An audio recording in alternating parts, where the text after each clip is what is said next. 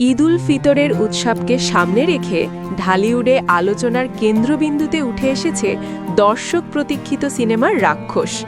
শ্রীলঙ্কা থেকে ভারতের মুম্বাই, দুই দেশের টানা শুটিং শেষে সম্প্রতি ঢাকায় ফিরেছে সিনেমাটির টিম। তবে এরই মধ্যে সামাজিক যোগাযোগ মাধ্যমে ছড়িয়ে পড়া একটি আইটেম গানের স্থিরচিত্র নতুন করে উস্কে দিয়েছে দর্শকের কৌতূহল।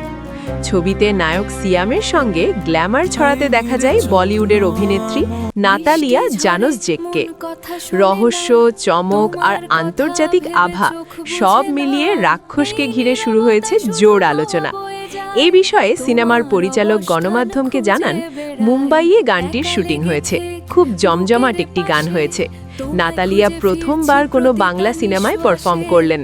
সিয়ামের সঙ্গে তার রসায়ন দারুণ লেগেছে।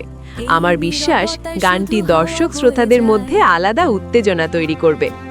নাতালিয়া জানোসজেক ইউরোপিয়ান বংশোদ্ভূত হলেও বলিউড ও আন্তর্জাতিক অঙ্গনে কাজ করে পরিচিতি পেয়েছেন।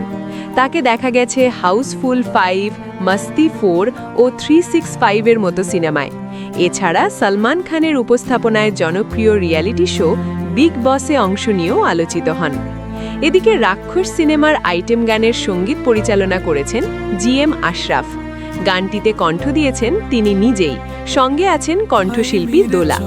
গানের কোরিওগ্রাফি করেছেন বলিউডের কোরিওগ্রাফার আদিল শেখ।